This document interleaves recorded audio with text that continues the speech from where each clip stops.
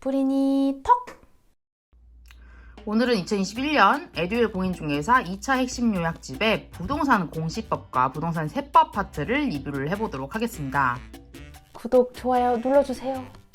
책을 펴니까 제일 먼저 보이는 게 공시법 21일 플래너예요. 여기 보시면 아시겠지만 지적법에서 딱 일주일만 할애를 하고 있고 나머지 2주의 시간을 등기법에 할애하는 걸 볼 수가 있죠. 이 얘기인 즉슨 등기법이 지적법보다 2배는 더 어렵구나. 거기에 시간이 더 많이 할애가 돼야 되겠구나. 이 감을 잡고 가셔야 되고요.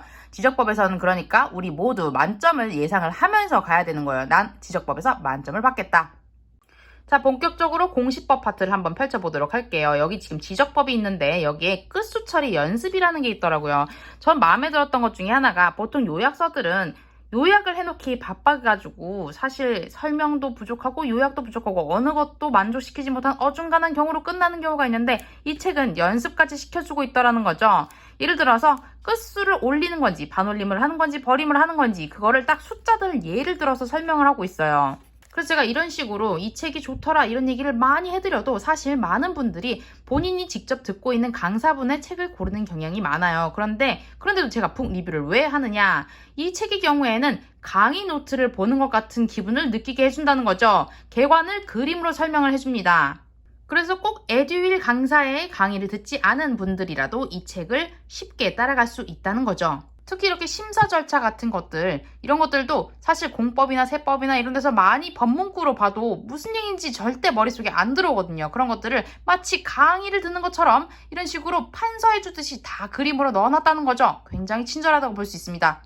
이번에는 부동산 세법 21일 플래너를 보도록 하겠습니다. 제일 먼저 조세 총론이 눈에 들어오는데요. 이틀만 공부를 하면 된다고 써있네요. 이 얘기인 즉슨 조세 총론이 중요하지 않기 때문에 이틀만 보라는 얘기가 아니라 굉장히 양이 적기 때문이에요. 조세 총론은 세법 전체에서 4문제나 출제되는 중요한 부분입니다. 쭉 내려와서 국세를 보게 되니까 종부세에 3일이나 투입을 하라고 되어 있네요. 종소세는 또 이틀이나 투입을 해야 돼요. 결국에 5일이면 거의 일주일이잖아요. 일주일 동안 몇 문제를 맞추게 되는지 아세요, 여러분? 종부세 3일 공부하는데 한 문제 나옵니다. 종소세 역시 이틀 공부하는데 한 문제 맞춰요. 그러면은 일주일 내내 공부했는데 세법에서 딱 2문제 맞추는 거예요. 그것도 여러분이 정답률이 100%라는 가정하에 그렇다는 거죠. 자, 이제 효율성의 차이가 눈에 보이시나요? 조세 총론은 이틀만 공부하면 4문제를 가져갈 수가 있는데 국세에서 종합부동산세 3일씩 공부해가지고 한 문제 맞출 수도 있고 못 맞출 수도 있고 이거 너무 비효율적이라는 거죠. 종합부동산세 3일씩 잡고 계시지 마시고 제가 강의 영상 15분짜리 올려드린 거 있어요. 그걸로 상큼하게 정리하시죠. 맨 밑에 보니까 양도소득세가 있어요. 양도소득세 4일이나 투입하라고 되어 있는데 이게 무슨 얘기인가 하면 양도소득세가 5문제나 나오니까 중요한 파트라는 거이기도 하지만 양도소득세 일단 양이 많다는 거예요. 여기 핵심 이론 보이시나요? 양도소득세의 핵심 이론이 토픽 10개나 된대요. 10개 정도는 공부를 해야 된다는 얘기니까 양이 굉장히 많다는 거죠. 특히 양도소득세에서 계산 문제 나오면 이거 맞추기가 또 쉽지 않아요. 결국 부동산 세법에서 양도소득세가 차지하는 비중이 많고 까다롭고 어렵다 이런 얘기를 하고 있는 거예요. 그런데 만약에 공부를 다 하시다가 양도소득세가 양이 많고 어렵고 이러니까 그냥 제낄래 이러면 어떤 일이 생기죠? 환자가 의사를 찾아갔는데 의사가 그런 얘기를 하는 거예요. 의대에서 내가 감기 부분은 제꼈어. 의사가 감기를 모르는 거나 마찬가지라는 거죠.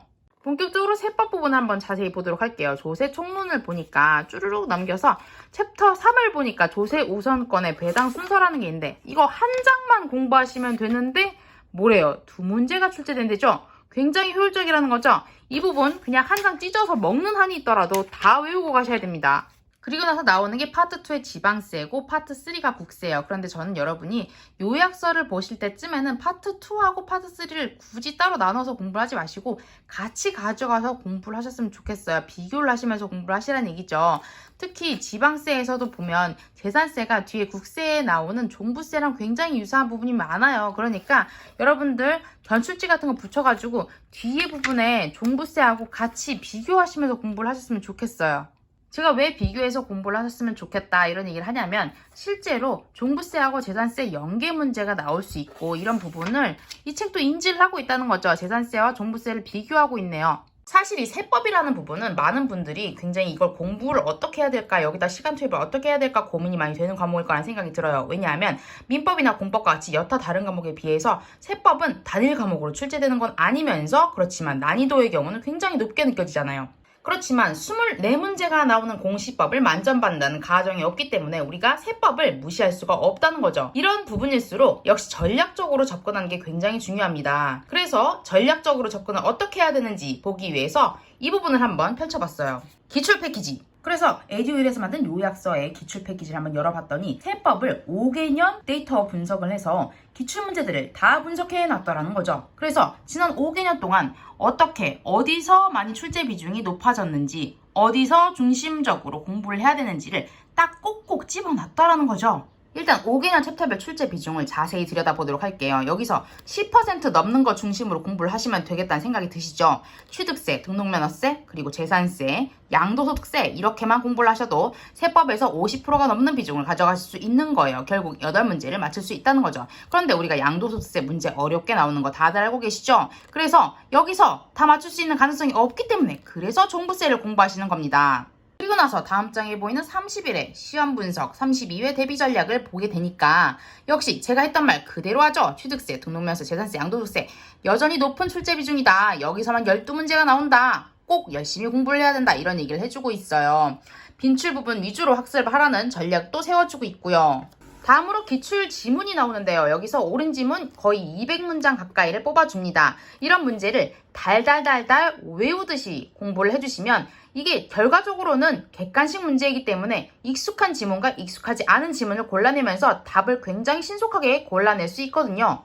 오늘은 에듀윌 공인중개사 2021년 2차 요약집에 기출 문제를 같이 얘기를 해보면서 공시법과 세법을 어떻게 공부를 하면 좋을지에 대해서 얘기를 해드렸어요. 오늘 영상이 도움이 되셨다면 구독, 좋아요 눌러주세요.